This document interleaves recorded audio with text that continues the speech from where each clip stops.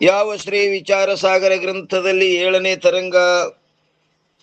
ಏಳನೇ ತರಂಗದಲ್ಲಿ ಗ್ರಂಥಕರ್ತರಾದ ಸಾಧು ಶ್ರೀ ನಿಶ್ಚಲದಾಸಜಿಯವರು ಏನ್ ತಿಳಿಸ್ಕೊಡ್ತೇವಂತ ಪ್ರತಿಜ್ಞೆ ಮಾಡಿದ್ರಪ್ಪ ಅಂತ ಕೇಳಿದ್ರೆ, ಜೀವನ್ ಮುಕ್ತಿ ವಿಧೇ ಮುಕ್ತಿ ವರ್ಣನನ್ನು ಮಾಡ್ತೇವಂತ ಪ್ರತಿಜ್ಞೆ ಮಾಡಿದರೆ, ನಾವು ನಿನ್ನಿನ ದಿವಸ ವಿಷಯ ಎಲ್ಲಿ ನೋಡ್ಕೊಂಡ್ ಬಂದೇವಪ್ಪ ಅಂತ ಕೇಳಿದ್ರೆ 21ನೇ ದೋಹ ಏನ್ ಹೇಳ್ತಾರೆ ದೋಹಾದೊಳಗಂತ ಕೇಳಿದ್ರೆ, ಜೇತಿ ಭಾನಿ ವೈಖರಿ ತಾಕೋಲಂ ಪಿಛಾನ ಹೇತು ಮುಕ್ತಿ ಕೋ ಜ್ಞಾನ ಲಖಿಯ ದ್ವಯ ನಿಶ್ಚಯ ಜ್ಞಾನ.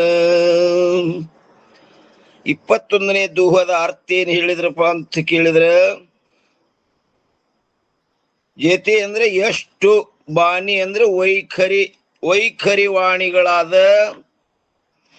ಸಂಸ್ಕೃತ ಗ್ರಂಥಗಳಿರುವವು, ತಾಕೋ ಅವುಗಳೆಲ್ಲವನ್ನು ಅಲಂ ಅಂದ್ರೆ ಸಂಪೂರ್ಣವಾಗಿ ಪಿಛಾನ ತಿಳಿದುಕೊಂಡನು, ಮತ್ತು ಮುಕ್ತಿಕೋ ಅಂದ್ರೆ ಮುಕ್ತಿಗೆ ಜ್ಞಾನ ಬ್ರಹ್ಮಜ್ಞಾನವೇ ಹೇತು ಅಂದ್ರೆ ಕಾರಣವೆಂದು ಲಖಿ ತಿಳಿದು, ಅದ್ವಯ ಅಂದ್ರ ಬ್ರಹ್ಮಾತ್ಮರ ಭೇದ ಜ್ಞಾನವನ್ನು ನಿಶ್ಚಯ ಸ್ಥಿರಗೊಳಿಸಿದನು.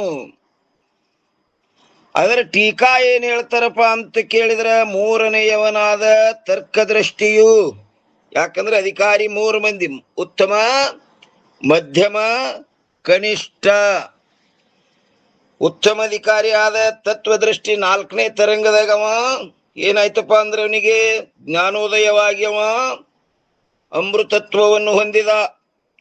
ಇನ್ನ ಮಧ್ಯಮಾಧಿಕಾರಿಯಾದ ಯಾವ ಅದೃಷ್ಟಿ ಅವ 5ನೇ ತರಂಗದಲ್ಲಿ ಅವನು ತನ್ನ ಸ್ವರೂಪವನ್ನು ತಿಳ್ಕೊಂಡು ಧನ್ಯ ಆಗಿ ಹೋದ. ಇನ್ನ 6ನೇ ತರಂಗದಲ್ಲಿ ಯಾರಪ್ಪ ಅಂತ ಕೇಳಿದ್ರೆ ಈ ತರ್ಕದೃಷ್ಟಿ ಕನಿಷ್ಠ ಅಧಿಕಾರಿಯನ್ನು ಕುರಿತು ಹೇಳಿದರು.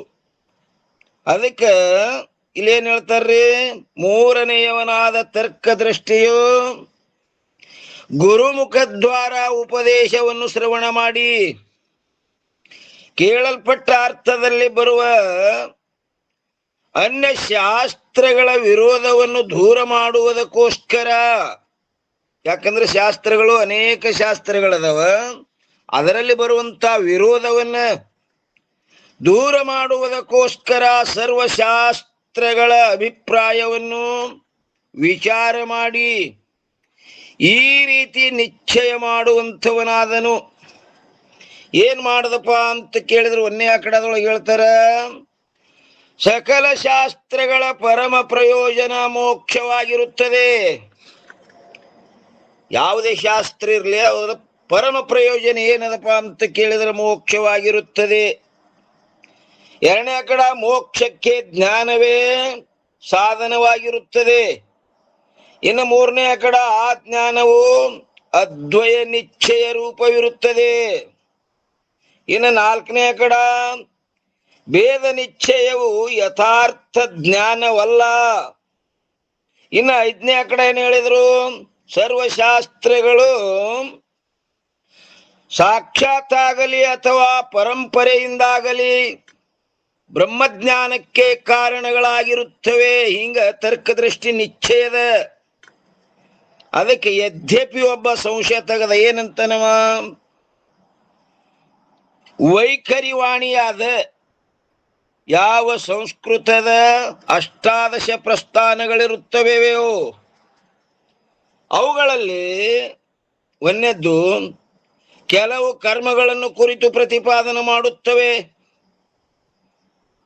ಅವೇನ್ ಮಾಡ್ಯಾವ್ರಿ, ಕೆಲವು ಕರ್ಮ ಮಾಡು, ಯಜ್ಞ ಯಾಗಾದಿಗಳನ್ನು ಹಿಂಗ್ ಮಾಡು, ಅದಕ್ಕೆ ನಿನಗೆ ಇಂಥದ್ ಮುಂದೆ ಅದರದ್ದು ಫಲ ಆಗ್ತದಂತ ಕೆಲವು ಕರ್ಮಗಳನ್ನು ಕುರಿತು ಪ್ರತಿಪಾದನೆ ಮಾಡುತ್ತವೆ.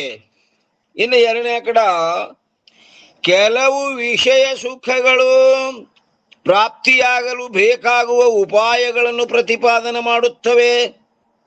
ಇನ್ನು 3ನೇ ಆಕಡ ಇನ್ನು ಕೆಲವು ಬ್ರಹ್ಮಕ್ಕಿಂತಲೂ ಭಿನ್ನವಾದ ದೇವತೆಗಳ ಉಪಾಸನೆಯನ್ನು ಮಾಡುತ್ತವೆ. ಇನ್ನು 4ನೇ ಕಡ ಅದರಂತೆಯೇ ಜ್ಞಾನ ಪ್ರಾಪ್ತಿಯ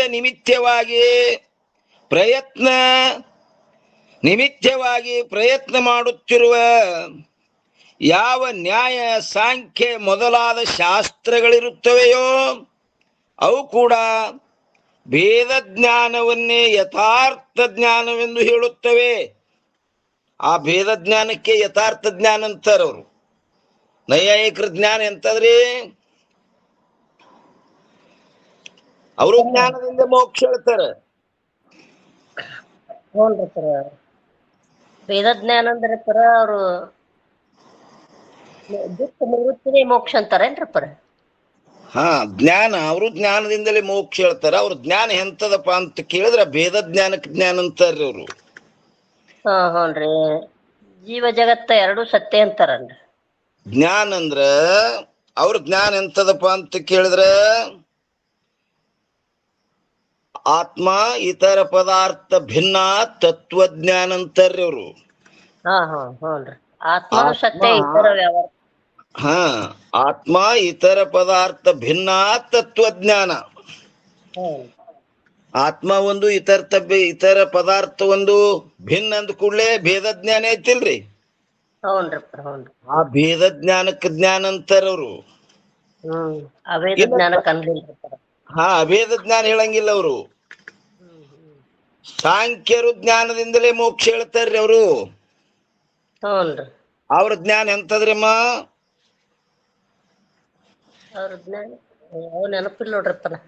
ಅವರು ಜ್ಞಾನದಿಂದಲೇ ಹೇಳ್ತಾರ. ಅವ್ರ ಜ್ಞಾನ ಎಂತದಪ್ಪ ಅಂದ್ರ ಪ್ರಕೃತಿ ಪುರುಷರ ವಿವೇಕಕ್ಕೆ ಜ್ಞಾನ ಅಂತಾರ್ರಿ ಅವರು. ಇದೊಂದು ಪ್ರಕೃತಿ, ಇದೊಂದು ಪುರುಷ, ಅವರು ಎರಡು ಒಪ್ಕೊಂಡ್ರಪ್ಪ. ಅವರು ಭೇದ ಜ್ಞಾನವೇ. ಅದಕ್ಕೆ ಯದ್ಯಪಿಗಾರ ಏನಂತನ ಎಲ್ಲಾ ನೀವು ಅವಕರ ಪರಮ ಪ್ರಯೋಜನ ಏನದ? ಬ್ರಹ್ಮಜ್ಞಾನ ಮೋಕ್ಷ ಹೇಳ್ತೀರಿ. ಯಾಕಂದ್ರೆ ಕೆಲವು ಹಿಂಗೆಲ್ಲ ಭೇದ ಜ್ಞಾನಕ್ಕೆ ಜ್ಞಾನ ಅಂದರ ಅದಕ್ಕ ಅವಕ್ಕೆ ಏನಪ್ಪಾ ಅಂದ್ರ ಭೇದ ಜ್ಞಾನವನ್ನೇ ಯಥಾರ್ಥ ಜ್ಞಾನವೆಂದು ಹೇಳುತ್ತವೆ. ಆದ್ದರಿಂದ ಸರ್ವಶಾಸ್ತ್ರಗಳು ಅದ್ವೈತ ಬ್ರಹ್ಮವನ್ನೇ ಬೋಧ ಮಾಡುತ್ತವೆ ಎಂಬುದು ಸಂಭವಿಸುವುದಿಲ್ಲ. ಅವ್ರೊಳಗ ಹಿಂಗ ಅದಾವಲ್ರಿ ಭೇದ ಒಪ್ಕೊಂಡ್ರ ಹೆಂಗ?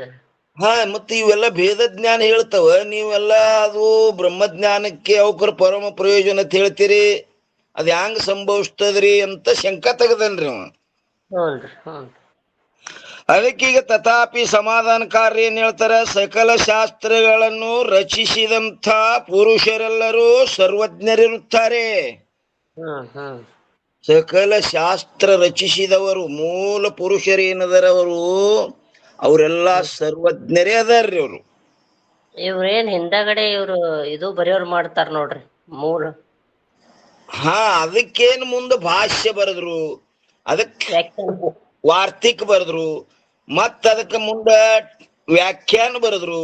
ಅವ್ರು ಮಾತ್ರ ಏನ್ ಮಾಡ್ಯಾರಿ? ಎಳೆದಾಡಿ ತಮ್ಮ ತಮ್ಮ ಮತಾನುಸಾರವಾಗಿ ಹಚ್ಚಿ ಅಲ್ಲಿ ಮಾತ್ರ ತಪ್ಪಿಸ್ಯಾರ ಅಂತಾರ ಅವರು ಸಮಾಧಾನಕಾರರು. ಸಕಲ ಶಾಸ್ತ್ರಗಳನ್ನು ರಚಿಸಿದಂತ ಪುರುಷರೆಲ್ಲರೂ ಸರ್ವಜ್ಞರಿರುತ್ತಾರೆ. ಅವರೆಲ್ಲ ಮೂಲ ಏನವ್ರಿ? ಅವೆಲ್ಲ ಸೂತ್ರ ಪ್ರಾಯದವ್ರಿ. ಅವೆಲ್ಲ ಸಾಂಖ್ಯ ಸೂತ್ರ, ನ್ಯಾಯ ಸೂತ್ರ, ಯೋಗ ಸೂತ್ರ, ಅವೆಲ್ಲ ಮೊದಲವೆಲ್ಲ ಸೂತ್ರದೊಳಗೆ ಏನು ವ್ಯತ್ಯಾಸ ಇಲ್ಲ. ಅದನ್ನ ಮುಂದೆ ಮುಂದಿನವ್ರು ಏನು ಬರ್ದಾರಲ್ರಿ ಅಲ್ಲಿ ಮಾತ್ರ ತಪ್ಪಿಸ್ಯಾರ ಅಂತ ಹೇಳ್ತಾರ ಅವರು. ಏನ್ ಹೇಳ್ತಾರ್ರಿ? ಸಕಲ ಶಾಸ್ತ್ರಗಳನ್ನು ರಚಿಸಿದಂತ ಪುರುಷರೆಲ್ಲರೂ ಸರ್ವಜ್ಞರಿರುತ್ತಾರೆ ಮತ್ತು ದಯಾಳುಗಳಿರುತ್ತಾರೆ. ಆದ್ದರಿಂದ ಅವರು ರಚಿಸಿದ ಮೂಲ ಸೂತ್ರ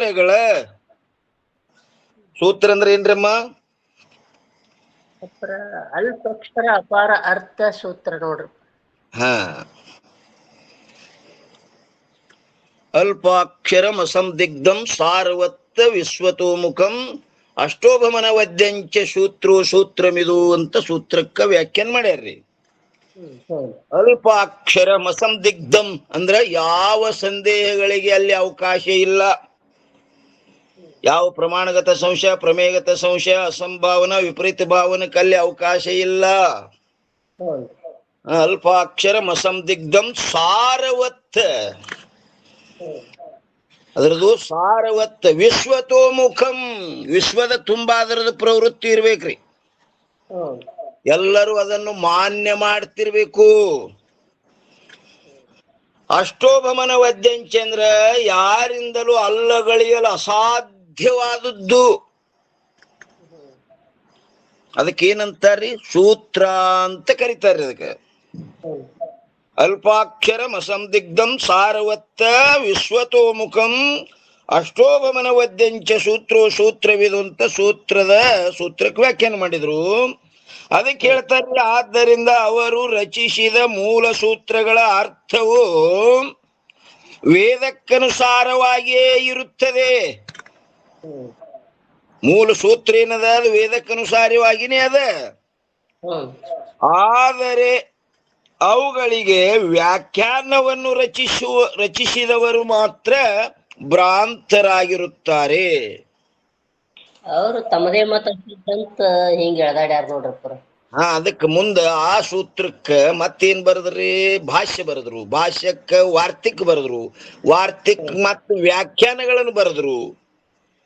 ಆ ಮುಂದಿನವ್ರು ಏನು ಟೊಂಗಿಟ್ಟಿಸಲ ಹೊಡ್ಕೊತ್ ಹೋಗ್ಯಾರ ನೋಡ್ರಿ, ಅಲ್ಲಿ ತಪ್ಪಿಸ್ಯಾರ ಅವರು. ಮೂಲ ಸೂತ್ರ ಏನದ, ಅದು ವೇದಕ್ಕನುಸಾರವಾಗಿನೇ ಅದ. ಮೂಲ ಪುರುಷರ ಅವರು ಜ್ಞಾನಿಗಳೇ ಅದಾರಲ್ರಪ್ಪ. ಆ ಜ್ಞಾನಿನೇ ಅದಾರ, ದಯಾವಂತರ ಅದಾರ ಅವರು.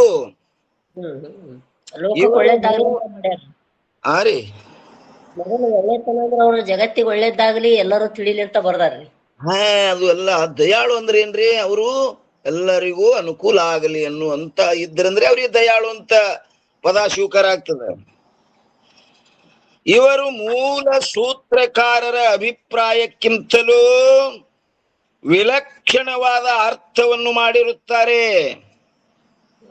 ಆ ಸೂತ್ರಕಾರರಕ್ಕಿಂತ ವಿಲಕ್ಷಣ ಅರ್ಥ ಮಾಡ್ಯಾರ ಇವರು. ಆದರೆ ಆ ಸೂತ್ರಗಳ ಅರ್ಥವು ವೇದಕ್ಕೆ ವಿರುದ್ಧವಾಗಿರುವುದಿಲ್ಲ. ಮತ್ತೇನೆಂದರೆ, ಸರ್ವ ಸೂತ್ರಗಳ ಅರ್ಥವು ವೇದಾನುಸಾರವಾಗಿಯೇ ಇರುತ್ತದೆ ಎಂಬುವುದನ್ನು ಯಾರಪ್ಪ ಅಂದ್ರೆ ತರ್ಕ ದೃಷ್ಟಿಯು ಉತ್ತಮ ಸಂಸ್ಕಾರವಿರುವುದರಿಂದ, ಅವನಲ್ಲಿ ತರ್ಕ ದೃಷ್ಟಿಯಲ್ಲಿ ಉತ್ತಮ ಸಂಸ್ಕಾರವಿರುವುದರಿಂದ ಏನ್ ಮಾಡದಪ್ಪ ಅಂತ ಕೇಳಿದ್ರೆ ನಿಶ್ಚಯ ಮಾಡಿರುತ್ತಾನೆ. ಈ ರೀತಿ ನಿಶ್ಚಯ ಮಾಡ್ದವ. ಸರ್ವಶಾಸ್ತ್ರಗಳ ಪರಮ ಪ್ರಯೋಜನ ಏನದ? ಮೋಕ್ಷ. ಈ ರೀತಿ ನಿಶ್ಚಯ ಮಾಡಿದವ. ಇನ್ನು 483ನೇ ಅಂಕದಲ್ಲಿ ವಿದ್ಯೆಯ ಅಷ್ಟಾದಶ ಪ್ರಸ್ಥಾನ. ವಿದ್ಯೆಯ ಅಷ್ಟಾದಶ ಪ್ರಸ್ಥಾನ. ವಿದ್ಯೆಯ 18 ನಿನ್ನ ಯಾರೋ ಆ ಮಹಾತ್ಮರು ಕೇಳಿದ್ರು ನೋಡ್ರಿ, ಅವ್ರು ಹೇಳ್ತಾರ ನೋಡ್ರಿ ಇನ್ನು ಮುಂದೆ. ವಿದ್ಯೆಯ ಅಷ್ಟಾದಶ ಪ್ರಸ್ಥಾನಗಳು ಈ ಪ್ರಕಾರವಿರುತ್ತವೆ. ಅವ್ರ ಅದಾರಿಲ್ರಿ, ನಿನ್ನ ಕೇಳಿದವ್ರು ಯಾವ್ರಿ ಅವತ್ತು ಕೇಳಿದ್ರು? ತಂಪಾದಕ್ ನಮಸ್ಕಾರ. ಅದನ್ರಿಪ್ಪ. ಇಲ್ಲಿ ಹೇಳ್ತಾರ ನೋಡ್ರಿಪ್ಪ. 483ನೇ ಅಂಕ ಗ್ರಂಥ ಐತಿಲ್ರಿ ನಿಂಬಲ್ಲಿ? ಗ್ರಂಥ ಅದರಿ, ಅದ್ಲಿ ತರ್ತೇನ್ರಿಪ್ಪ. ಈಗ 18 ಅಷ್ಟಾದಶ ಅಂದ್ರೆ 18 ಅವು ಯಾವನೋ ಹೇಳ್ತಾರ ನೋಡ್ರಿ. 4 ವೇದಗಳು, 4 ಉಪವೇದಗಳು, 8 ಅದು ಅಲ್ರಿ. ನಮ್ ಲೆಕ್ಕಕ್ಕೆ 18 ಕುಂಡಿರ್ಬೇಕಲ್ಲ. 4 ವೇದಗಳು, 4 ಉಪವೇದಗಳು ಮತ್ತು ವೇದಗಳ 6 ಅಂಗಗಳು. 8 1 6 14. ಇನ್ನ ಪುರಾಣ, ನ್ಯಾಯ, ಮೀಮಾಂಸಾ, ಧರ್ಮಶಾಸ್ತ್ರ. ಈ ರೀತಿಯಾಗಿ ಹೀಗೆ ಈ ರೀತಿಯಾಗಿ ವೈಖರ್ಯವಾಣಿ ರೂಪ ವಿದ್ಯೆಯ 18 ಭೇದಗಳಿರುತ್ತವೆ. ಅವುಗಳಿಗೆ ಪ್ರಸ್ಥಾನವೆಂದು ಹೇಳುತ್ತಾರೆ. ಅವುಗಳಿಗೆ ಏನಂತ ಕರೆದ್ರಿ? ಪ್ರಸ್ಥಾನ. ಪ್ರಸ್ಥಾನ ಅಂದ್ರೆ ರಾಜ್ಯ ಮಾರ್ಗ. ಹೌದು. ಪ್ರಸ್ಥಾನತ್ರಯ ಅಂತ ಮತ್ತೊಂದು ಕಡೆ ಹೇಳ್ಯಾರ ನೋಡ್ರಿ, ಅವು ತ್ರಯ ಇಲ್ಲಿಲ್ಲ, ಇಲ್ಲಿ ಕೇವಲ ಪ್ರಸ್ಥಾನ. ತ್ರಯ ಅಂದ್ರ ಬ್ರಹ್ಮಸೂತ್ರ ಮತ್ತು ಭಗವದ್ಗೀತೆ ಇವಂದ್ರು ಮೂರು ಕೂಡಿ ಪ್ರಸ್ಥಾನ ತ್ರಯ ಅದು ಅಲ್ರಿ ಮೂರು. ಉಪನಿಷತ್ತು ಅಂದ್ರೆ ಅದ್ರ ಜೋಡಿ ಉಪನಿಷತ್ತು ಬ್ರಹ್ಮಸೂತ್ರ ರೀ, ಭಗವದ್ಗೀತೆ ಭಗವದ್ಗೀತಾ. ಶ್ರುತಿ ಪ್ರಸ್ಥಾನ, ಸ್ಮೃತಿ ಪ್ರಸ್ಥಾನ, ನ್ಯಾಯ ಪ್ರಸ್ಥಾನ. ನ್ಯಾಯ ಪ್ರಸ್ಥಾನವೇ ಬ್ರಹ್ಮಸೂತ್ರ, ಹೌದು. ಶ್ರುತಿ ಪ್ರಸ್ಥಾನವೇ ಉಪನಿಷತ್ತು, ಸ್ಮೃತಿ ಪ್ರಸ್ಥಾನವೇ ಭಗವದ್ಗೀತಾ. ಹೌದು. ಇವುಗಳಿಗೆ ಪ್ರಸ್ಥಾನವೆಂದು ಹೇಳುತ್ತಾರೆ. ಅಪ್ಪ ಅವ್ರು ನೋಡಿದ್ರಲ್ರಿ ಗ್ರಂಥದೊಳಗೆ 18 ಯಾವಂತ ಕೇಳಿದ್ರು, ಹೊಂಟು ನೋಡ್ರಿ ಇಲ್ಲಿ. ಹ್ಮ್ 4 ವೇದ, 4 ಉಪವೇದ, 6 ವೇದದ ಅಂಗಗಳು, ಪುರಾಣ, ನ್ಯಾಯ, ಮೀಮಾಂಸಾ ಮತ್ತು ಧರ್ಮಶಾಸ್ತ್ರ. ಹೀಗೆ ಈ ರೀತಿಯಾಗಿ ವೈಖರಿವಾಣಿ ರೂಪ ವಿದ್ಯೆಯ 18 ವೇದಗಳಿರುತ್ತವೆ. ಅವುಗಳಿಗೆ ಪ್ರಸ್ಥಾನವೆಂದು ಹೇಳುತ್ತಾರೆ. ಇನ್ನು 484ನೇ ಅಂಕದಲ್ಲಿ 4 ವೇದಗಳ ತಾತ್ಪರ್ಯ. ಟಿಪ್ಪಣಿ ಬಿಟ್ಟೆ ಹೊಂಟೇವ್ ನೋಡ್ರಿ ನಾವು. ಪ್ರಸ್ಥಾನವೆಂದು ಹೇಳುತ್ತಾರೆ. ಎಷ್ಟದ? 510. ಏನಂತಾರ್ರಿ ಪಂಡಿತ್ ಪೀತಾಂಬರಿಜಿಯವರು? ವಿದ್ಯೆಯ ಅಂಗಗಳಿಗೆ ಪ್ರಸ್ಥಾನವೆಂದು ಹೇಳುತ್ತಾರೆ. ವಿದ್ಯೆಯ ಅಂಗಗಳಿಗೆ ಪ್ರಸ್ಥಾನವೆಂದು ಹೇಳುತ್ತಾರೆ. ವಿದ್ಯೆಯ ಅಷ್ಟಾದಶ ಪ್ರಸ್ಥಾನವನ್ನು ಅಗ್ನಿಪುರಾಣ ಆರಂಭದಲ್ಲಿಯೂ ಅದರಂತೆ ಮಧುಸೂದನ ಸ್ವಾಮಿಗಳಿಂದ ರಚಿತವಾದ ಪ್ರಸ್ಥಾನ ಭೇದದಲ್ಲಿಯೂ ಬರೆದಿರುತ್ತಾರೆ. ಅಲ್ಲಿ ನೋಡ್ಕೋರಿ. ಒಂದು ಗ್ರಂಥ ರೀ. ಹಾ ರೀ, ಇಲ್ಲ ಅದು ಮಧುಸೂದನ ಸ್ವಾಮಿಗಳು ಒಂದೇನು ಗ್ರಂಥ ಬರ್ದಾರ್ರಿ, ಅದರಲ್ಲಿ ಅವಕೋರ್ ಭೇದ ಅದಾವ, ಅಲ್ಲಿ ನೋಡ್ಕೋರಿ. ಅಲ್ಲಿ ಭೇದ ಅದಾವ, ಆ ರೀತಿ ಬರ್ದಾರ ಅವರು, ಅಲ್ಲಿ ನೋಡ್ಕೋರಿ ಅಂತ ಹೇಳ್ಯಾರ ಅವರು. ಇನ್ನು 484ರಲ್ಲಿ 4 ವೇದಗಳ ತಾತ್ಪರ್ಯವು ಬ್ರಹ್ಮಜ್ಞಾನದಲ್ಲಿ. 4 ವೇದಗಳು ಯಾವ್ರಮ್ಮ? ಋಗ್ವೇದ, ಯಜುರ್ವೇದ, ಸಾಮವೇದ ಹಾಗೂ ಅಥರ್ವಣ ವೇದ. ಇವು 4 ಅಥರ್ವಣ ವೇದ. ಈ 4 ವೇದಗಳ ತಾತ್ಪರ್ಯ ಎಲ್ಲದಪ್ಪ ಅಂತ ಬ್ರಹ್ಮಜ್ಞಾನದಲ್ಲಿನೇ ಅದ. ಇನ್ನ ಋಗ್ವೇದ, ಯಜುರ್ವೇದ, ಸಾಮವೇದ ಹಾಗೂ ಅಥರ್ವಣ ವೇದ, ಇವು 4 ವೇದಗಳಿರುತ್ತವೆ. ಅವುಗಳಲ್ಲಿ ಒಂದನೇದ್ದು ಕೆಲವು ಜ್ಞಾನಕಾಂಡದ 108 ಉಪನಿಷತ್ತುಗಳು. ಜ್ಞಾನಕ್ಕಾಗಿ ಎಷ್ಟು ಉಪನಿಷತ್ತುಗಳು ನೋಡ್ರಿ? 108 ಉಪನಿಷತ್ತುಗಳು. ಉಪನಿಷತ್ ಅಂದ್ರೆ ಏನ್ರಮ್ಮ? ಉಪನಿಷತ್ ಅಂದ್ರ ವೇದ ಬ್ರಹ್ಮ ಪ್ರತಿಪಾದಕ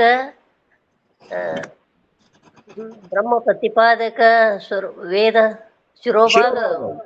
ವೇದ ಶಿರೋಭಾಗ ಉಪನಿಷತ್ ರೀ. ಬರೋಬರಿ. ಬ್ರಹ್ಮ ವಿದ್ಯಾ ಪ್ರತಿಪಾದಕ ವೇದ ಶಿರೋಭಾಗ ಉಪನಿಷತ್. ಅಜ್ಞಾನ ನಿವಾರಣ ವಿದ್ಯಾ ಉಪನಿಷತ್. ಏನ್ರಿ? ಎಲ್ರಿ, ಕೆಲವು ಜ್ಞಾನಕಾಂಡದ 108 ಉಪನಿಷತ್ತುಗಳು ಜ್ಞೇಯ ಬ್ರಹ್ಮವನ್ನು. ಜ್ಞೇಯ ಅಂದ್ರಿ? ಜ್ಞೇಯ ಅಂದ್ರೆ ಅದೇ ವಸ್ತು ಬ್ರಹ್ಮನೇ ರೇ, ಪರಜ್ಞಾನ. ಜ್ಞೇಯ ಅಂದ್ರೆ ಜ್ಞಾನ ಕಾ ವಿಷಯ ಜ್ಞೇಯಕ. ಜ್ಞಾನಕ್ಕೆ ಯಾವ್ದು ವಿಷಯ ಆಗ್ತದಕ್ಕೆ ಜ್ಞೇಯ ಅಂತ ಕರೀತಾರೆ. ಅದಕ್ಕೆ ಜ್ಞೇಯ ಬ್ರಹ್ಮವನ್ನು ಕುರಿತು ಬೋಧನ ಮಾಡುತ್ತವೆ. ಇನ್ನ ಎರಡನೇದ್ದು ಮತ್ತೆ ಕೆಲವು ಉಪಾಸನಾ ಕಾಂಡದ ಎಷ್ಟಪ್ಪ 232 ಉಪನಿಷತ್ತುಗಳು ಧ್ಯೇಯವನ್ನು ಕುರಿತು ಬೋಧನ ಮಾಡುತ್ತವೆ. ಇದು ಧ್ಯಾನದೊಳಗ ಧ್ಯೇಯವನ್ನೇ ಕುರಿತು ಬೋಧನ ಮಾಡ್ತಾವ ನೋಡ್ರಪ್ಪ. ಎದ್ರಾಗ್ರಿ? ಧ್ಯಾನ ಸ್ಥಿತಿಗೆ ಹೋಗುದ್ರಪ್ಪರ ಉಪಾಸನ ಕಂಡ್ರಿ. ಹಾ, ಧ್ಯಾನ ಧ್ಯಾನ ಬ್ಯಾರೆ, ಜ್ಞಾನ ಬ್ಯಾರೆ ರೀ. ಧ್ಯಾನ ರೀ ಅಪ್ಪರ, ಇದು ಮಾನಸಿಕ ಉಪಾಸನ. ಹಾ, ಇಲ್ಲಿ ಧ್ಯೇಯ ಧ್ಯೇಯ ಅಂದ್ರ ಧ್ಯಾನ ಕಾ ವಿಷಯಕ್ಕೂ ಧ್ಯೇಯಕ್ಕೆ. ಹ್ಮ್ ಹ್ಮ್ ಧ್ಯಾನಕ್ಕೆ ಯಾವ್ದು ವಿಷಯ ಅದಕ್ಕಾಗ್ಯದ ಅದಕ್ಕೆ ಧ್ಯೇಯ ಅನ್ಬೇಕು, ಜ್ಞಾನಕ್ಕೆ ಯಾವ್ದು ವಿಷಯ ಆಗ್ಯದ ಅದಕ್ಕೆ ಜ್ಞೇಯ ಅನ್ಬೇಕ್ರಿ. ಅದಕ್ಕೆ ಹ್ಞೂನ್ರಪ್ಪ. ಹಾ, ಜ್ಞೇಯ ಧ್ಯೇಯ. ಹಾ, ಇದು ಧ್ಯಾನಕ್ಕೆ ವಿಷಯ ಆಗ್ಯದ ಅದಕ್ಕೆ ಧ್ಯೇಯ ಅನ್ಬೇಕು, ಅದು ಜ್ಞಾನಕ್ಕೆ ವಿಷಯ ಆಗ್ಯದ ಅದಕ್ಕೆ ಜ್ಞೇಯ ಅನ್ಬೇಕು. ಉಪನಿಷತ್ತುಗಳು ಧ್ಯೇಯವನ್ನು ಕುರಿತು ಬೋಧನ ಮಾಡುತ್ತವೆ. ಹಾಗೂ ಇನ್ನು ಮೂರನೇದ್ದು, ಉಳಿದವುಗಳು ಕರ್ಮಕಾಂಡದ ಎಷ್ಟಪ್ಪ ಅಂದ್ರೆ 840 ಉಪನಿಷತ್ತುಗಳು ಕರ್ಮವನ್ನು ಕುರಿತು ಬೋಧನೆ ಮಾಡುತ್ತವೆ. ಹಿಂಗೆಲ್ಲವ ಎಲ್ಲಾ ಶಾಸ್ತ್ರಗಳನ್ನು ಯಾಕೆ ಉತ್ತಮ ಸಂಸ್ಕಾರ ಇರೋಣದರಿಂದ ತರ್ಕ ದೃಷ್ಟಿ ಏನ್ ಮಾಡದಪ್ಪ ಅಂತ ಕೇಳಿದ್ರೆ ಎಲ್ಲವನ್ನು ಸಂಪೂರ್ಣ ತಿಳ್ಕೊಂಡು ಒಂದು ನಿಶ್ಚಯಕ್ಕೆ ಬಂದ ಹಿಂಗಿಂಗ ಇಷ್ಟ ಹೇಳ್ಯವ ಇವು ಇದಕ್ಕವ ಅಂತ ಹೇಳಿ ಕರ್ಮವನ್ನು ಬೋಧ ಮಾಡುವಂತ ಯಾವ ವೇದ ವಚನಗಳಿರುವವೋ ಅವು ಕೂಡ ಅಂತಃಕರಣದ ಶುದ್ಧಿ ದ್ವಾರ ಅವು ಕರ್ಮ ಹೇಳ್ಯಾವಂದ್ರು ಸಹಿತ ಎದಕ್ಕವ್ರವು ಅಂತಃಕರಣ ಶುದ್ಧಿ. ಭಗವದ್ಗೀತೆಯ 3ನೇ ಅಧ್ಯಾಯ 20ನೇ ಶ್ಲೋಕ ನೋಡ್ರಿ ಇಲ್ಲಿ. ಕರ್ಮಣೇವ ಹಿ ಸಂಸಿದ್ಧಿ ಮಾಸ್ಥಿತ ಜನಕಾದಯ ಲೋಕ ಸಂಗ್ರಮ ವ್ಯಾಪ್ಯ ಸಂಪಶ್ಯ ನ ಕೃತೋ ಮಹರ್ಷಿ. ಜನಕಾದಿ ಮಹಾರಾಜರು ಅವರೆಲ್ಲ ಏನ್ ಮಾಡಿದ್ರಪ್ಪ ಅಂತ ಕೇಳಿದ್ರ ಕರ್ಮದಿಂದೇ ಸಂಸಿದ್ಧಿ, ಅಂತಃಕರಣ ಶುದ್ಧಿ ಅದರಲ್ಲಿಂದ ಅಂತಃಕರಣ ಶುದ್ಧಿ. ಸಂಶುದ್ಧಿಗೆ ಬೇರೆ ಮತದವರು ಮೋಕ್ಷ ಅಂದರೆ ಅದಕ್ಕೆ ಶಂಕರ ಭಾಷ್ಯದೊಳಗೆ ಅದನ್ನು ಹೊರತುಪಡಿಸ್ಯಾರ. ಅದೇ ಮೋಕ್ಷ ಅಲ್ಲ, ಅಂತಃಕರಣ ಶುದ್ಧಿ ಪರಂಪರಾ ಸಾಧನ ಅದು. ಹಾ, ಸಂಶುದ್ಧಿ ಅಂದ್ರೆ ಅದು ಮೋಕ್ಷ ಅಲ್ಲ, ಅಂತಃಕರಣದ ಶುದ್ಧಿ.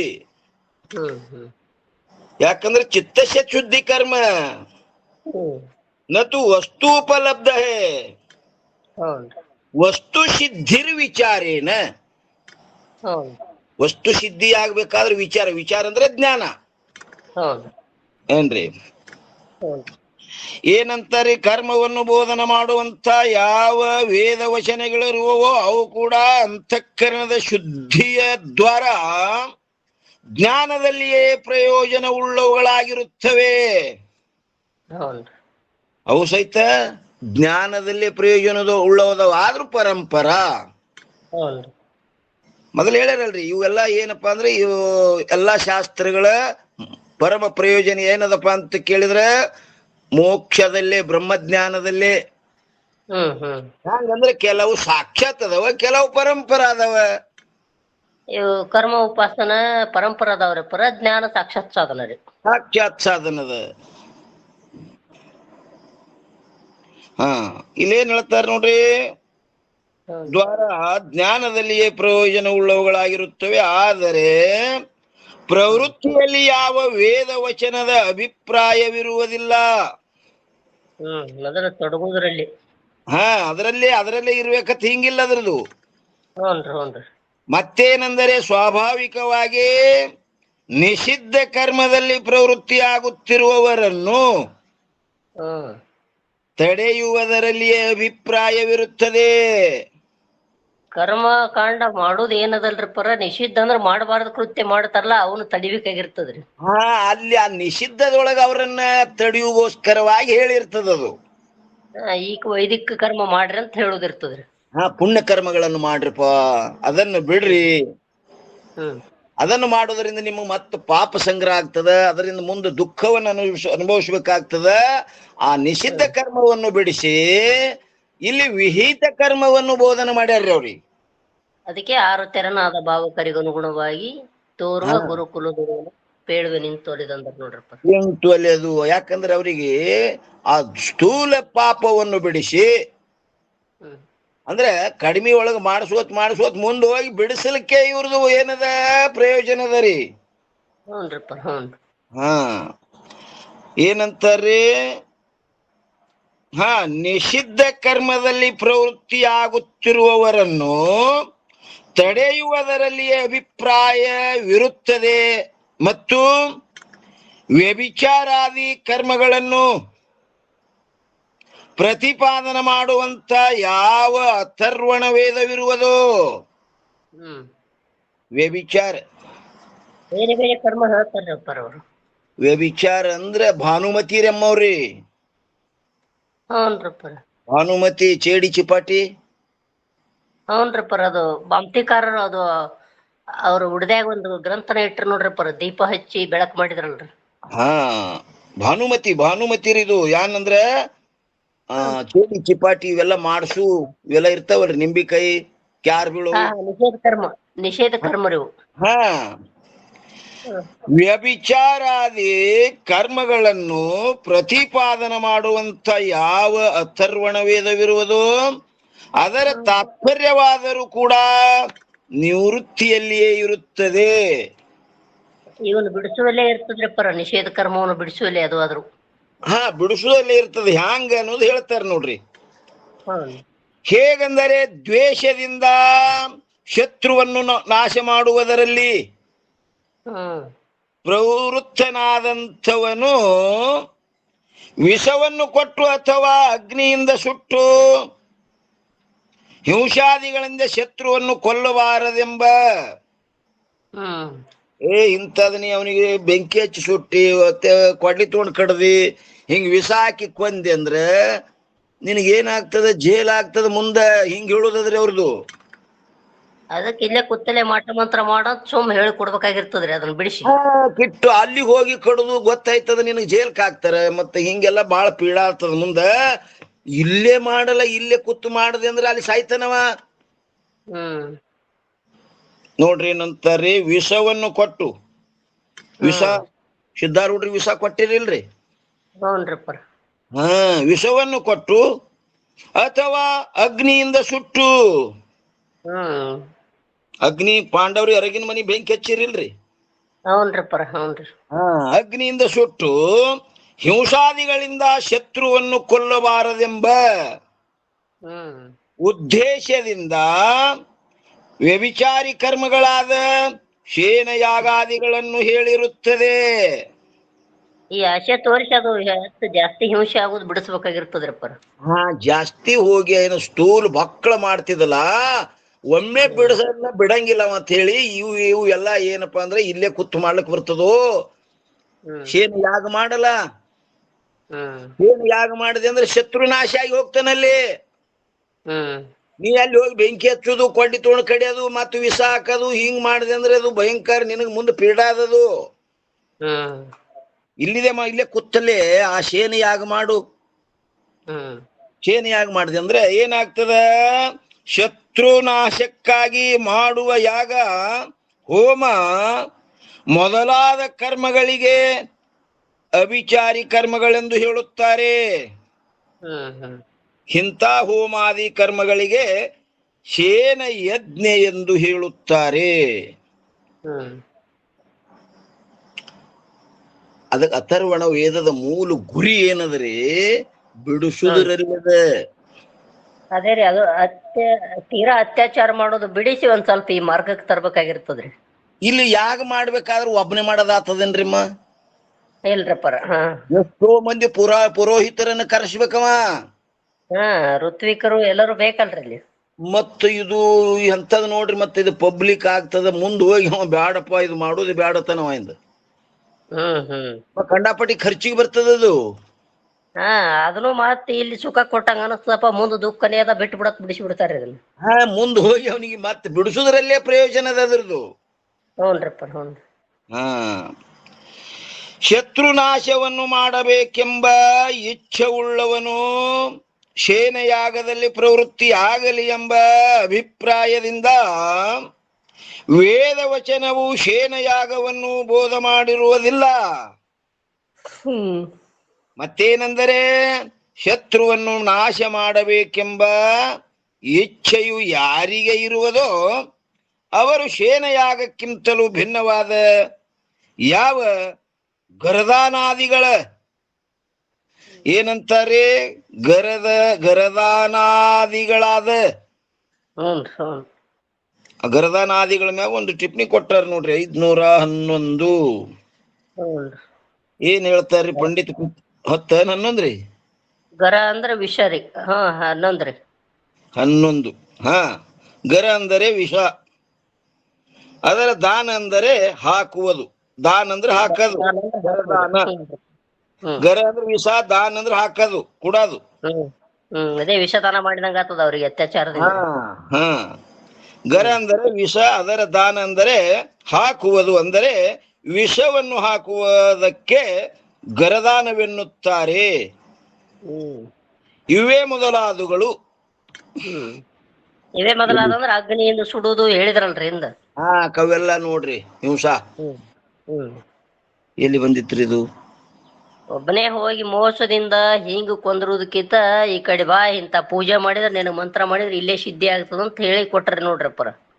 ಇಲ್ಲಿ ಮಾಡಿದ್ರಲ್ಲಿ ತಾನೇ ಸುಟ್ಕೊಂಡು ಸಾಯ್ತಾರ. ಈಗ ನೋಡಿ, ಗೊಂಬಿಗಿದ ಅಲ್ಲಿ ತಾವ್ ಏನೇನ್ ಮಾಡ್ತಾರ, ಯಾವ ಪುರುಷನ ಹೆಸರಿಮೆ ಮಾಡ್ತಾರ, ಅವನಿಗೆ ಬಂದು ಬೀಳ್ತಾವ ಇಲ್ಲಿ ಅವು. ಹೌನ್ರಪ್ಪ, ಹೌನ್ರಿ. ಅವು ವೇದದ ಪೂರ್ವ ಭಾಗ ಅವೆಲ್ಲ ಅದನ್ನೇ ಅದಾವು. ಹೌದ್ರಪ್ಪ. ಟಿಪ್ಪಣಿಯಲ್ಲಿ ಬಂದಿತ್ತು. ಟಿಪ್ಪಣಿ ಇಲ್ಲಿ ಬಂದಿತ್ತು ನೋಡ್ರಪ್ಪ. ಇಲ್ಲಿ ಅಂದ್ರ ಗರದಾನಾದಿಗಳಾದ ಯಾವ ಶತ್ರುನಾಶದ ಉಪಾಯಗಳಿರುವವು ಅವುಗಳಲ್ಲಿ ಅಂತದ್ ನೋಡ್ರಪ್ಪ. ಏನು? ಶೇನಯಾಗಕ್ಕಿಂತಲೂ ಭಿನ್ನವಾದ ಯಾವ ಗರದಾನಾದಿ ಶತ್ರುವನ್ನು ನಾಶ ಮಾಡ್ಬೇಕೆಂಬ ಇಚ್ಛೆಯುಳ್ಳವನು. ಈ ಪೆರದ ಬರಿ ಕೆಳಗ್ 3ನೇ ಲೈನ್ ರೀ.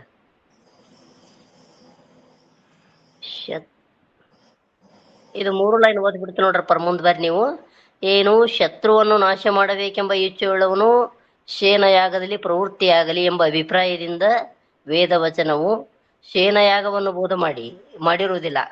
ಮತ್ತೇನೆಂದರೆ, ಶತ್ರುವನ್ನು ನಾಶ ಮಾಡಬೇಕೆಂಬ ಇಚ್ಛೆ ಯಾರಿಗೆ ಇರುವುದೋ ಅವರು ಶೇನಯಾಗಕ್ಕಿಂತಲೂ ಭಿನ್ನವಾದ ಯಾವ ಇಲ್ಲಿ ಬಂದದ್ ನೋಡ್ರಪ್ಪ. ಗರದಾನಾದಿ ಅನ್ನೋದಕ್ಕೆ ಬಂದದ.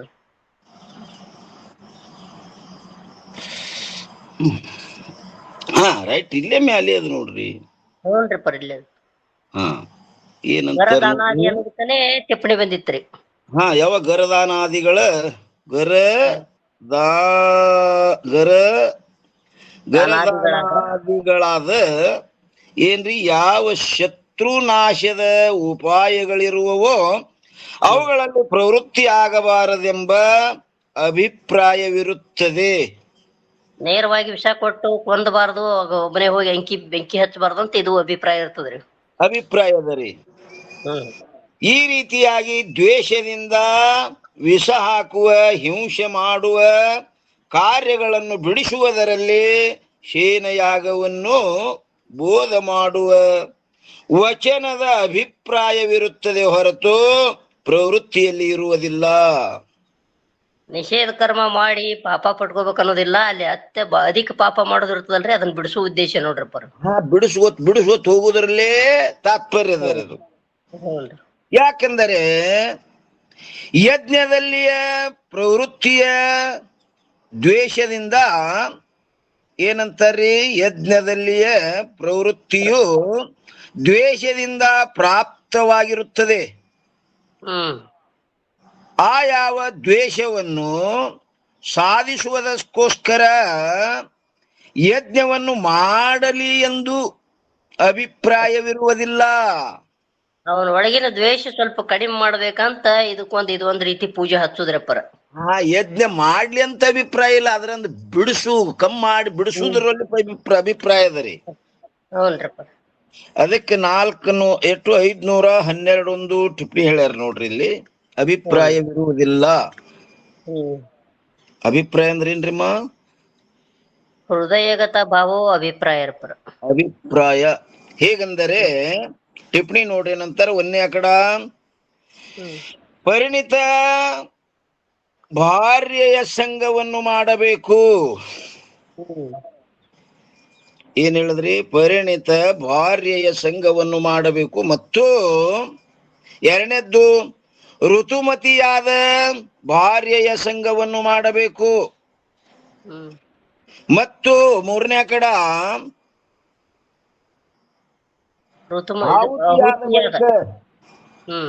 ಇದು ಮೊದಲಿಂದ ಏನ್ ಹೇಳಿದ್ರು ಬರೀ ಪರಿಣಿತೆ ಭಾರ್ಯೆಯ ಸಂಘವನ್ನು ಮಾಡಬೇಕು ಮತ್ತು ಋತುಮತಿಯಾದ ಭಾರ್ಯೆಯ ಸಂಘವನ್ನು ಮಾಡಬೇಕು.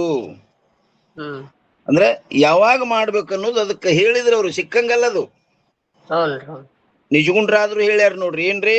ಋತುಮತಿ ಕಾಲವನ್ನು ಎಳಿಸಿ ನಿಜ ಸತಿಯಳು ರತಿ ಸುಖ ಒಡೆಯುವುದು, ನುತ ಬ್ರಹ್ಮಚಾರಿವೆನಿಸುವುದು. ಎದ್ರ ಸಲುವಾಗಿಪ್ಪ ಅಂತ ಕೇಳಿದ್ರದು ವಂಶ ಉದ್ಧಾರಕ್ಕಾಗಿ. ಕೇವಲ ಪ್ರಜೋತ್ಪತ್ತಿಗಾಗಿ. ಅದು ಹೆಂಗಿರ್ಬೇಕು? ನಿನ್ನೆ ಸ್ವತಃ ನೀ ವಿಧಿವತ್ತವಾಗಿ ತಾಳಿ ಕಟ್ಟಿದ ನಿನ್ನ ಧರ್ಮ ಪತ್ನಿನೇ ಇರ್ಬೇಕಾಕಿ, ಏಕ ಪತ್ನಿ ವ್ರತಸ್ಥ ಆಗಿರ್ಬೇಕ್ರಿ, ವ್ರತಸ್ಥ ಇರ್ಬೇಕು. ಮತ್ತೆ ನಾನು ಹೆಣ್ತೀನಿ ಹಾಳಂದ ಸಿಕ್ಕಂಗಲ್ಲ. ಯಾವ ಪರ್ವ ಕಾಲಗಳನ್ನು ನೋಡ್ಕೊಳ್ತಿರ್ಬೇಕವ. ಯಾವ 15 ದಿನಕ್ಕೊಂದು ಏಕಾದಶಿ ಬರ್ತಾವ, ಏಕಾದಶಿ ಇರಬಾರ್ದು, ಹುಣಿವು ಇರಬಾರ್ದು, ಅಮಾಶಿ ಇರಬಾರ್ದು, ಗ್ರಹಣ ಯಾವ ಪರ್ವ ಕಾಲಗಳು ಯಾವ ಇರಬಾರ್ದು, ಮತ್ತು 3 ಚಂಜ್ ಇರಬಾರ್ದು, ಹರಿ ಮುಂದಗಾನಿಸಿರಬಾರ್ದು. ಇವೆಲ್ಲ ನೋಡ್ಕೊಂಡು ಮತ್ತೆ ಏನಪ್ಪಾ ಅಂದ್ರೆ ಋತುಮತಿಯಾದ ಸಮಯ ಏನ್ ತಲಿಮ ನೀರ್ ಹಾಕೊಂಡ್ ಬಂದ ಬಳಿಕ ಅವತ್ತು ಒಂದು ದಿನ ಮಾತ್ರ. ಅದು ಎದ್ರ ಸಲುವಾಗಿಪ್ಪ ಅಂತ ಕೇಳಿದ್ರೆ ಪ್ರಜೋತ್ಪತ್ತಿಗಾಗಿ. ಅದಕ್ಕೆ ಋತುಮತಿ ಕಾಲವನ್ನೆಳಿಸಿ ನಿಜ ಸತಿಯಳು ರತಿ ಸುಖ ಒಡೆಯುವುದು, ನುತ ಬ್ರಹ್ಮಚಾರಿ ಅಂದ್ರೆ ಬ್ರಹ್ಮಚಾರಿಗಳಕ್ಕಿಂತ ಶ್ರೇಷ್ಠ ಅಂದರೆ ಅವನಿಗೆ.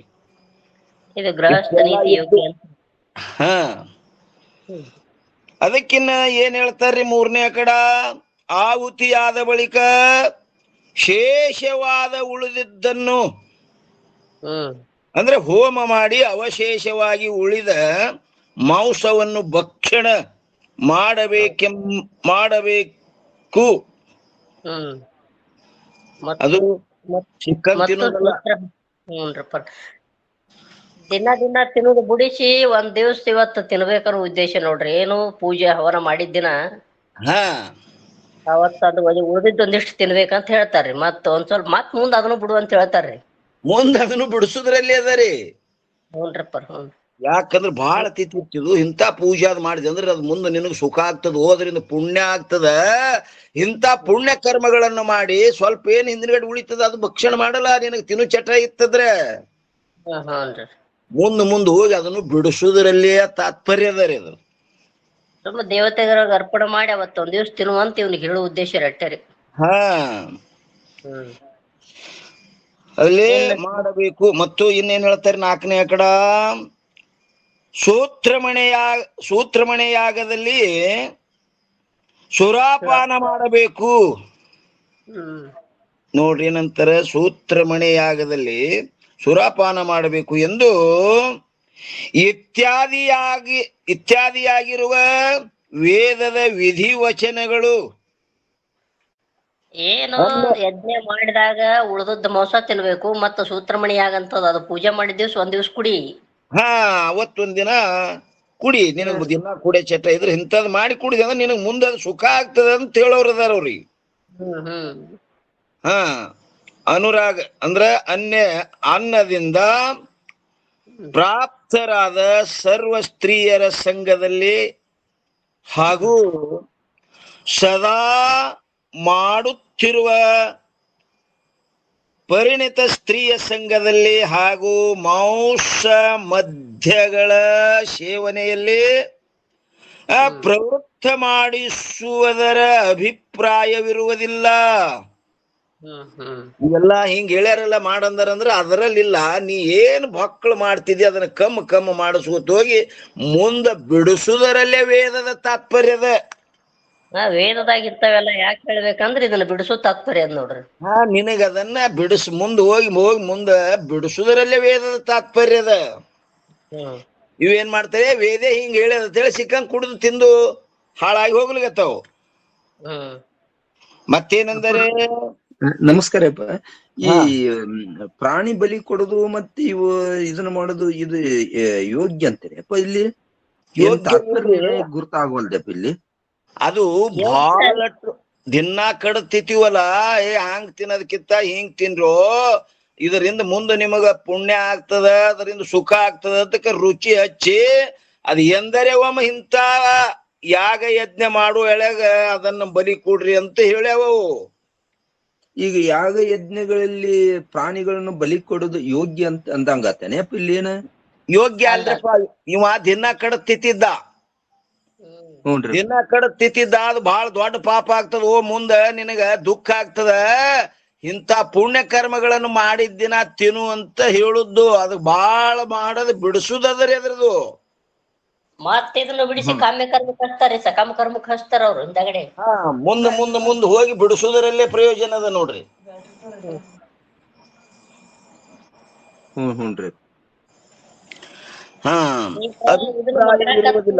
ಇದನ್ನ ಮಾಡಾಕತ್ನಂದ್ರ ನೋಡ್ರಿ, ಮತ್ತೆ ಇಲ್ಲಿ ಏನೋ ನಿನಗ್ ಸುಖ ಅನಿಸಿದಂಗ ಆತದ, ಮಾಟ ಮಂತ್ರ ಮಾಡಿ ಮುಂದ್ ಪರಲೋಕದಾಗ ದುಃಖ ನೋಡ ಅಲ್ಲಿ ನಿನಗ ಅಂತೇಳಿ ಮತ್ತ ಕಾಮ್ಯ ಕರ್ಮಕ್ಕೆ ಹಚ್ತಾರೆ. ಕಾಮ್ಯ ಕರ್ಮ ಕಚ್ಚಿ ಮುಂದೆ ಹೋಗಿ ಬಿಡಿಸೋದರಲ್ಲಿ ತಾತ್ಪರ್ಯ ಅದರಿ. ಮತ್ತ ಭೇದಗತಿಗಳು ಹೇ ಎಂದು ಶಮದ ಅಂತಾದಿ ಸಾಧನವನ್ನು ಕ್ರೋಢಿಸ್ತಾರ್ರಿ. ಮುಂದೆ ಮತ್ತಿಷ್ಟವನಿಗೆ ಅದು ಉಪಾಯಗಳನ್ನ ಹೇಳಿ ಬಿಡಿಸುವುದರಲ್ಲೇ ವೇದದ ಅಭಿಪ್ರಾಯದ. ಹೌದ್ರಿಪ್ಪ, ಹೌದ್ರಿ. ನಮ್ದು ವಿನುಟ್ರೊಂದು ಬಂದಾಯ್ತ್ರಿಮ್ಮ. ನಿನ್ನ ಲೈನ್ ಇಲ್ರಿ ಒಟ್ಟ. ಈ ಟಿಪ್ಪಣಿ ಹೋದ್ರಿ ಅಮ್ಮ. ನಮ್ಮ ಲೈಟ್ ಹೋದ್ರಿ, ನಿನ್ನ ಲೈಟ್ ಇಲ್ಲ ನಮಗ್ ಚಂತನ ಇಲ್ಲಿ ತನ ಸಾಥ್ ಕೊಡ್ತು.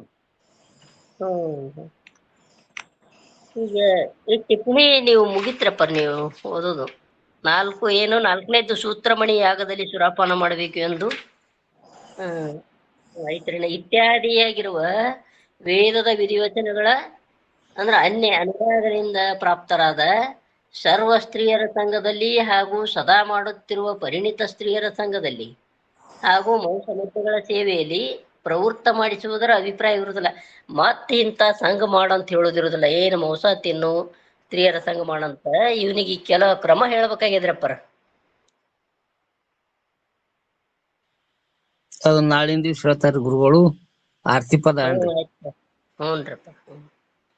ಈ ಸಮಯನು ಆಲಕ ತತ್ವರಪ್ಪರ ಮಂಗಲ್ ಮಾಡಿ ಹಾಗಾದ್ರಿ. 8 ಮಿನಿಟ್ ಉಳಿದವ್ರಿ. ಆರ್ತಿ ಪದ ಅಂದ್ರ ಬರೋಬ್ಬರಿ ಆಗ್ತದ್ರಿ.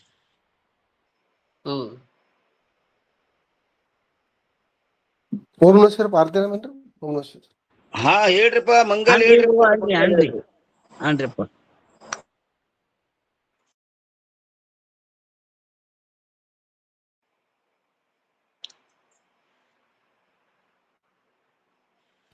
ಗುರುಗಳು ಮ್ಯೂಟ್ ಆಗ್ಯದ್ರಿ. ಓಂ ನಮಸ್ಕಾರಪ್ಪ. ಗೊತ್ತಾಗಿತ್ತು, ಒಂದ್ ನಿಮಿಷ.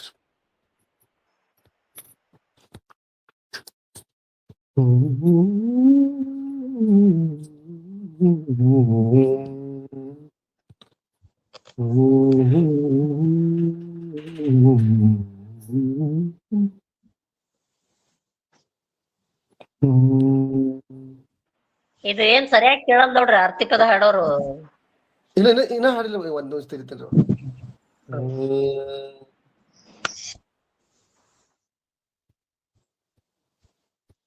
ಒಂದ್ ನಿಮಿಷ ತೆಗಿತೇನೆ. ಜಯತು ಜಯ ಗುರುವರ, ನಿನ್ನ ಸ್ಮರಣವು ಪಾಪಹರಣವು, ಮಾಡುವೆ ಮಂಗಲವಾ. ಜಯತು ಜಯ ಗುರುವರ, ಶ್ರೀ ಗುರು ಚರಣ ಭವ ಭಯಹರಣ, ಪಾಪ ವಿಧೂತ ಪುಣ್ಯ ಪ್ರದಾತ, ಶ್ರೀ ಗುರು ಚರಣ ಭವ ಭಯಹರಣ, ಪಾಪ ವಿಧೂತ ಪುಣ್ಯ ಪ್ರದಾತ, ಬೇಗನೆ ಬಾರಯ್ಯ ಭವ ಬಾಧೆ ಬಿಡಿಸಯ್ಯ, ಬೇಗನೆ ಬಾರಯ್ಯ ಭವ ಬಾಧೆ ಬಿಡಿಸಯ್ಯ, ನೀಯನ್ನ ಭಾಗ್ಯವಯ್ಯ ಭಾಗ್ಯವಯ್ಯ ಭಾಗ್ಯ ನೀನಯ್ಯ. ಓ ಜಯತು ಜಯ ಗುರುವರ, ತನು ಮನ ಧನಕ್ಕೆ ಒಡೆಯನು ನೀನೇ, ಜೀವ ಕೋಟಿಯ ಅಂತರಾತ್ಮನೇ ತನು ಮನ ಧನಕ್ಕೆ ಒಡೆಯನು ನೀನೇ, ಜೀವಕೋಟಿಯ ಅಂತರಾತ್ಮನೇ, ಅಜ್ಞಾನ ಕಳೆಯಯ್ಯ ಸುಜ್ಞಾನ ನೀಡಯ್ಯ, ಅಜ್ಞಾನ ಕಳೆಯಯ್ಯ ಸುಜ್ಞಾನ ನೀಡಯ್ಯ, ನೀಯನ್ನ ದೇವರಯ್ಯ ದೇವರಯ್ಯ ದೇವನೀನಯ್ಯ. ಓ ಜಯತು ಜಯ ಗುರುವರ,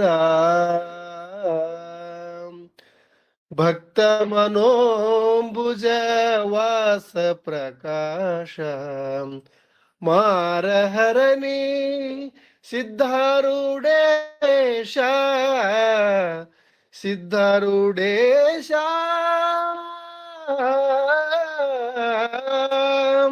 ಸಿದ್ಧಾರೂಢೇಶ, ಸಿದ್ಧಾರೂಢೇಶ,